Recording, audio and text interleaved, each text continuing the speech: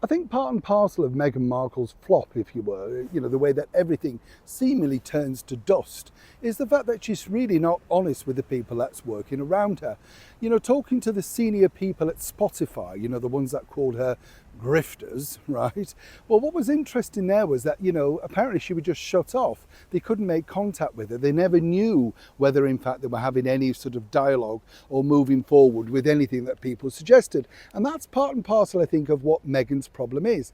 As a person who's supposedly a business entrepreneur, trying to sort of, move the pathways, all of that sort of stuff, nobody can work out exactly what Meghan is supposed to be doing. Now, again, what's fascinating when you dig a little bit deeper in her sort of escapades over the last couple of years, what I find interesting is this, that even the latest venture for her return to the world of podcasting, remember, this was going to show everybody that she really was an audio talent. Well, apparently, they only found out, like the rest of us, on this. As ever, let me explain. Morning, chums. Nice to see you. Thank you so much for joining me today in the beautiful area that is York, in the heart of North Yorkshire. I'm just showing you a lot of this greenery while I can. Isn't it beautiful and lush? It is very nice, isn't it? We do have some wonderful areas here in the United Kingdom. Well, that's before we're more invaded, of course, if you look at the size of everything that's turning up on a daily basis. But it's lovely to have your company, and thank you, by the way, for the lovely comments regarding the recent video about that royal wedding in that royal wedding in York. I mean, yeah, can you imagine what a spectacular event that would have been? I was speaking to people who were out on the street, and they said, they couldn't believe that Catherine Worsley had agreed to this because it was so good for the city, and just so good really for the fact that there was an association once again with the royal family. Must have been, just really exciting in that period, particularly when you think that it's no social media and all the big names, the Queen, the Duke of Edinburgh, the Princess Royal, everybody's coming up to York for a celebration. Very exciting. Some might say it could have been exciting for the Queen of Quitting. That's right. Meghan Markle, who decided earlier this year that she was starting her podcast, and it was all going to be girl talk, fun.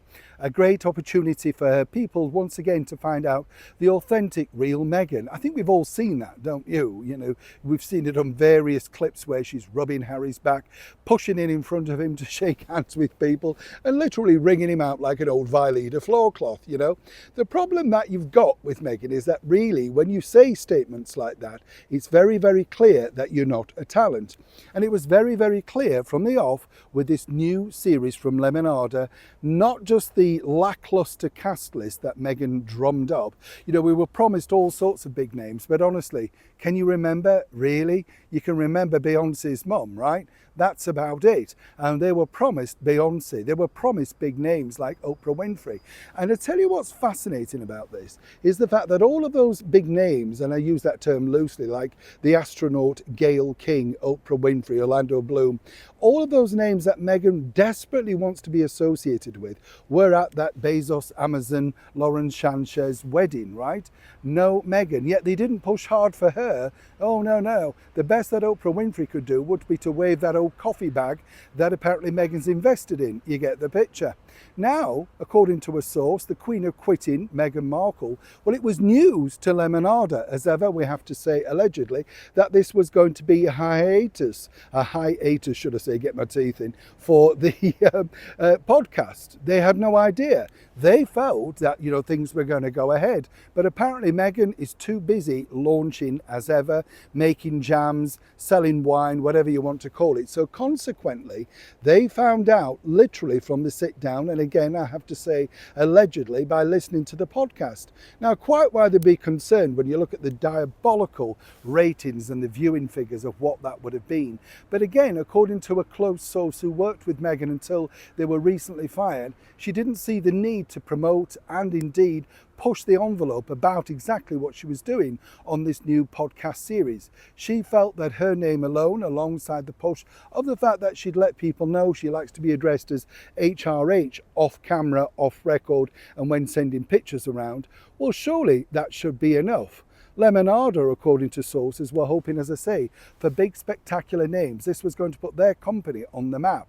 They've now gone into production and, of course, a sale with another major company as well. So consequently, perhaps the new company, and here's the key factor, may or may not have wanted to put up with the diva duchess antics of course, Meghan, who spectacularly flopped on another major platform with Spotify. But what's really come out amongst all of this is forget the quitting, but it's actually reaffirmed what Bill Simmons said, that perhaps Meghan and Harry are simply not audio talents. And Meghan, really by quitting, has confirmed it, right? Neil Sean in the heart of York.